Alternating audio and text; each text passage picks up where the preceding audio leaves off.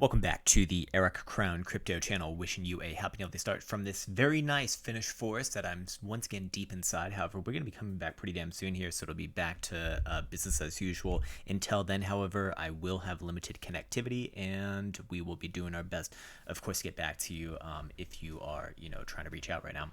Anyways, other than that, I wanted to follow up on a lot of the higher term time frame ideas that we spoke about over the past 48 hours for Bitcoin here, as we're starting to see them come to fruition. And I believe that it deserves a bit of an update. So without further ado, let's just jump into it right now. I wanted to start it off today with the 2-day time frame signal, because this one is going to be resolved very likely tonight at 7 p.m. Eastern time. What essentially is a signal? It is a volatility versus momentum signal, and the volatility component of this signal is represented by the BBWP indicator. And of course, the signal begins when we see extreme lows on volatility, which are defined as below 10 percentile, of which we saw that more recently over here in early July.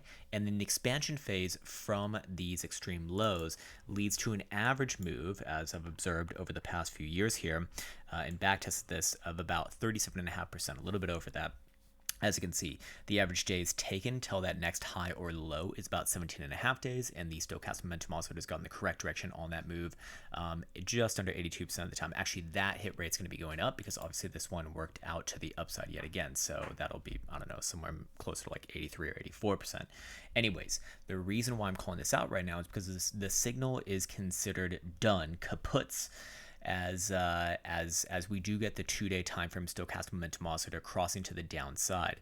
So in this case, we could potentially observe that as early as tonight upon at 7 p.m. Eastern time if Bitcoin does close the day below $23,060 right there. If that happens, that crosses the downside. And, we've seen a move that is very much in alignment with the past historical reads of this one.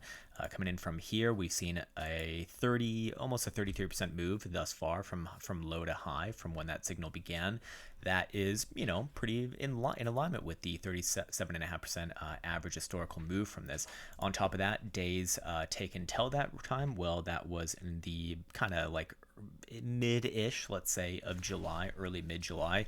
Well, that takes us to the end of July, obviously, or basically into early August. So again, once again in alignment with that, and the stochastic momentum oscillator has gone the correct direction on that move. So that is all well and good. Again, assuming that does get confirmed tonight, there are several other things to be aware of right now as I reference my notes. One of which was confirmed last night. That was the bearish divergence that we spoke about on yesterday's video as potential. That has now been confirmed. On top of that, we do see that the 2-day time frame is suggesting hidden whoopsies, is suggesting hidden bearish divergence, as well as 2 drives present right here. Again, that'll be confirmed tonight with any sort of a closure below 23,200 especially.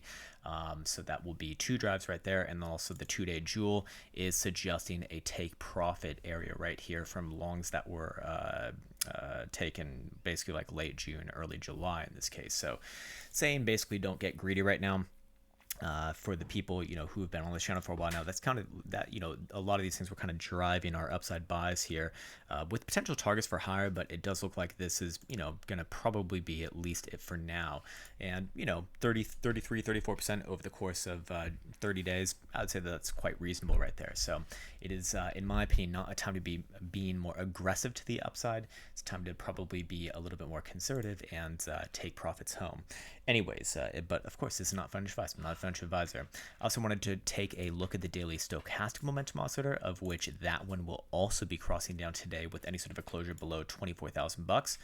Of course, not impossible. We've seen certainly more than $1,000 move in Bitcoin within a day in the past, but I do say that this, or at least I look at this as more likely to resolve to the downside at this point, and thus drive downside target biases right here. And then I wanted to bring out 2 last things for the higher term timeframes. One of them going to be the open interest, of which, yes, we did see a reset on the global open interest coming into, it was June right here, which we did say that, hey, this is probably going to be a good resetting point. Again, thus driving the biases for a bounce into the mid-20s, let's say.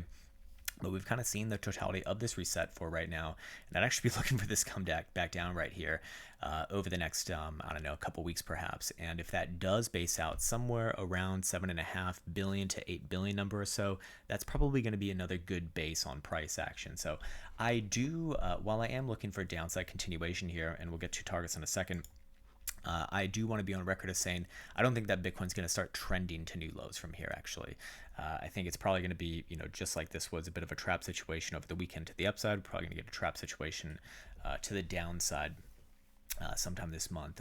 I do still think that Bitcoin probably puts in a greater rally off of this, high teens, low 20s base. But for right now, short term, relative to that, probably does come back down. Anyways, that begs the question of where essentially am I looking for? Well, in this case, we do see, or if I can go back on over here, we do see a few major areas of interest. For the short-term timeframes, we got 22,300 to 22,500 as a nice little, potential bouncy zone. Bounce, again, not the same thing as reversal. Reversal obviously is not going to be spoken about anytime soon. However, I guess we could speak about it right now. Just put a number on it. Top is in basically as long as Bitcoin's closing daily is below the same pivot that we had over this weekend and for the weeks prior, which was 24,300, very specific right there for the higher term timeframes. But while I am looking for downside potential bounce areas, 22.3 to 22.5, like I said, on the short-term timeframes, do I think that one's going to hold? No, I do not actually. The 0.5 here at about 21.6 to 21.5 region. Same thing with that one. Do I think it's going to hold? Potentially, yes. Probably does at least provide a bit of a short-term bouncy region. However, that is the sort of like last of the short-ish term Bula hopium, because 21.6 would still be a higher low compared to the last low that we did see above 21,000 bucks. Below there, that's when this really starts to crumble a bit, and likely does put in another full move down to $20,000 base, maybe even a little bit below there.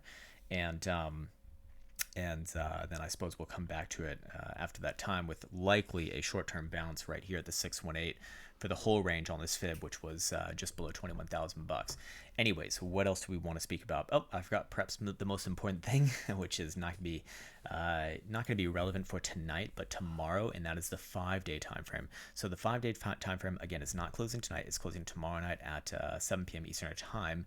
If it does close something like this, which I would start to really consider as a rejection, specifically below about 23,000 bucks, this is likely going to turn into another lower high right here. And if it is a lower high, then this point in the late May segment of Bitcoin's last trials and tribulations versus this current segment over here in July, as far as these July high goes, are going to be comparable as local highs, and that would be likely hidden bearish divergence.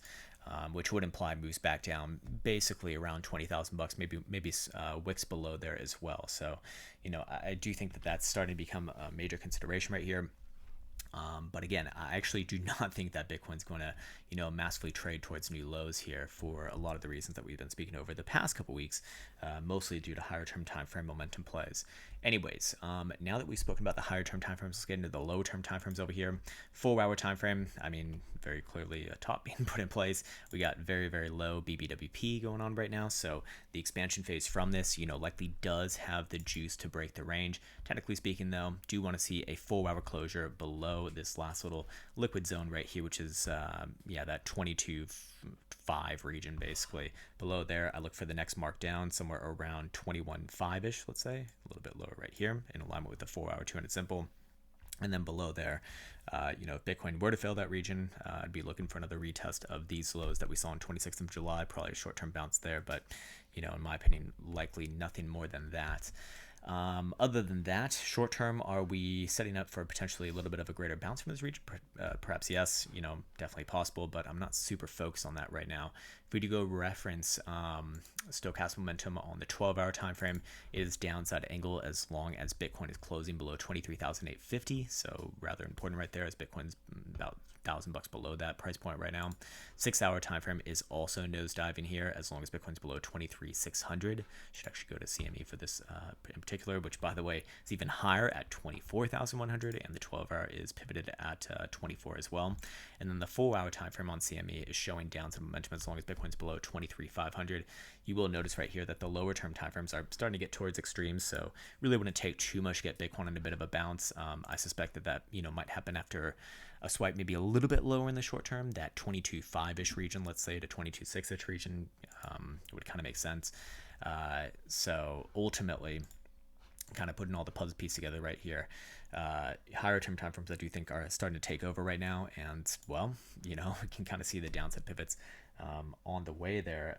The big question is, does Bitcoin try for a higher low, basically in like the mid 21s, like let's say 21.5 to 21.6 region? If it fails that, then yeah, bear's going to take over for a little bit of time, and probably work things back down somewhere close to 20,000 bucks, maybe a little bit below there towards 19.6 or so. Other than that, I think this is a good place for me to leave off on this video.